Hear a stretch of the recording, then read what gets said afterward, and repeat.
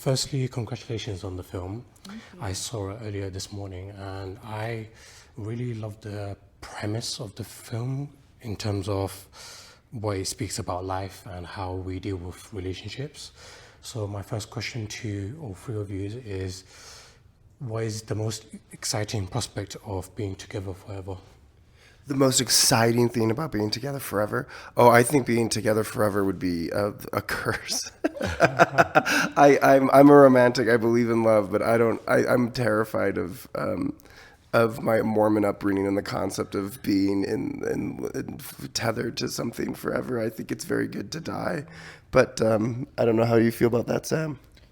I think I feel the same way as Greg a little bit. I grew up with like a Catholic instead of Mormon upbringing, but similar senses of like eternal damnation and but yeah. I think aren't you're single? Yeah. Right, I'm single too. So yeah, let's maybe this is revealing too much with us. Well, let me offer a counterpoint, as I'm not single. Okay, I think like they can't really be together forever in the sense of together in love, and that's a big conflict in the story. But together forever in friendship and companionship is nice. So I think that might be the best thing that could happen for them. But wait and see how you expand the story. Yeah, sure. Yeah. So, with this being a short film, I wanted to know from Greg's perspective, are you hoping to develop that into a feature film as well, or is there a specific reason that you wanted to tell your story in this amount of time? Yeah, I mean, I think shorts are kind of like their own thing. So I really wanted to make this movie. It's kind of been haunting me for a while. I think just like the idea of like Mormons on their wedding night is just like so already jam packed with like a lot of like dramatic tension, and I think there's like something very sad about these two characters where they're trying to like be intimate with each other, but they're not being honest. And whenever you're not being honest with your significant other, then you can never truly connect. There's always going to be like this barrier. And so I think those are the sort of the themes that I want to explore. And I think I'll probably be making movies about this kind of stuff my whole life. I don't know. I'm kind of like addicted to it. But wait, why does it haunt you?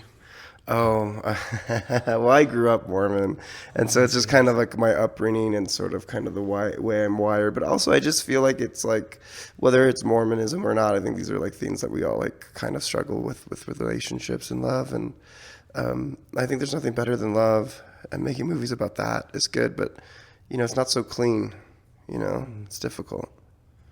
And to Lindsey and Sam, with your characters, Caleb and Sydney, how did you go about developing a relationship and chemistry with each other, knowing that, as they said, it's a short film, yet it's talking about the concept of eternal life itself and something that is so hard to capture within a moment?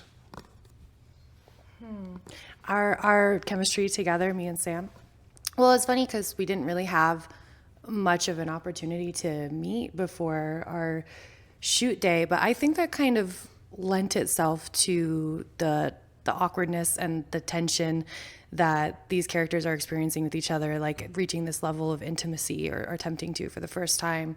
I think the first thing we shot was us like kissing on the bed, and I think that was very intentional on Greg's part to just kind of like jump right into that. I mean, I think we're fortunate with this script where something where you want to do chemistry reads and make sure that it's very it flows really easily between two people. This was something where we had a lot of space to be awkward with each other, and I feel like we ended up being good friends and like having similar sense of humor. But I think we benefited almost from not knowing each other and not having that at the very beginning when we were shooting. But what do you think?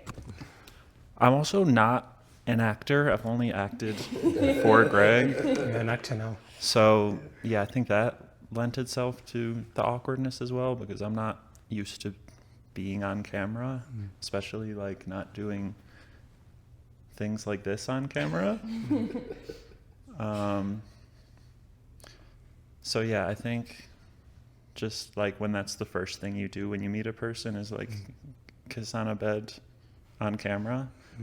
It's just like kind of inherently awkward, especially since, yeah, I'm not used to, like, I'm not in like the film world at all, really. I'm like a graduate student, so yeah. But yeah, like Lindsey said, we kind of just ended up having a similar sense of humor. Like, yeah, I don't know. I would maybe argue that that was a smart choice to make. There was a film that came out last year called Die My Love. And I remember one of the things Jennifer and Robert talked about, that the first scenes was being stripped nude together. It kind of broke that ice and made them feel comfortable straight away, because you've already shed the skin in that sense. So I think it's a smart call you made. And I guess for my question to Lindsey, firstly, congratulations on Honora and Oscar win as well. That was my favorite film from the previous year. So I wanted to know, what is that difference in playing a character like Diamond compared to Sydney? Oh, yeah. No, it's incredibly different. That's one thing about this script that was really exciting for me when Greg approached me. I tend to play a lot of sex worker characters. I tend to play a lot of tough or like mean types of girls, and that's just one thing I've been offered a lot.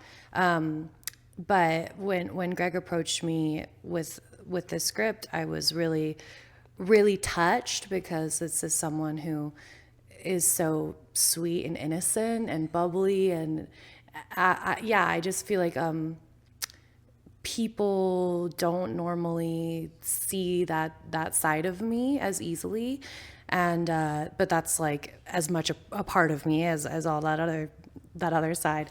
So I felt very, very honored that he saw that in me, and working on it, it's easy for me to access those parts of myself. And then I think the thing that was maybe more of a challenge was understanding kind of a little bit more about the culture.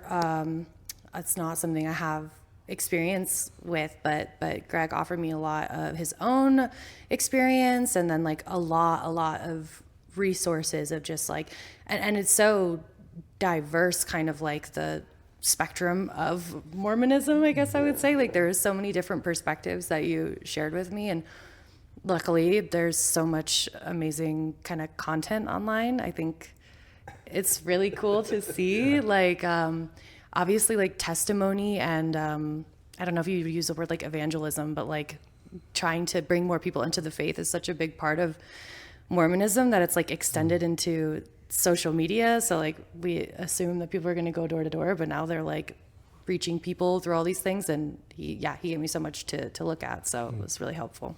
And you mentioned that you revealed a side to yourself that people don't often have access to on screen. So did that become more of a challenge to finally reveal that layer, or did it feel like a moment of relief to show that there's more complexities that people were not anticipating with your performance? Yeah, I would both, for sure.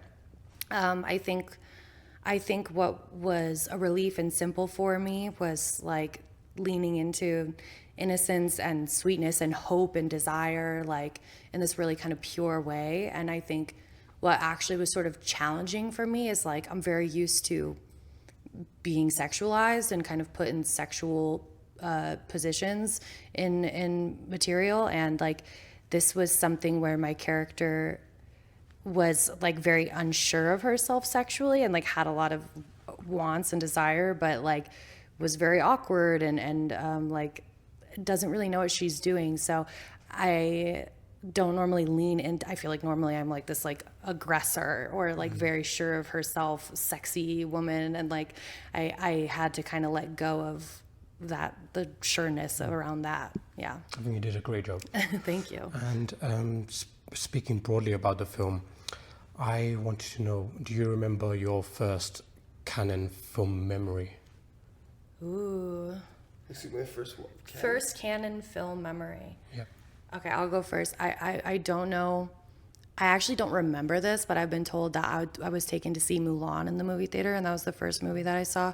And after she sang the Reflection song, I clapped and went, "Yay!" So I like that story.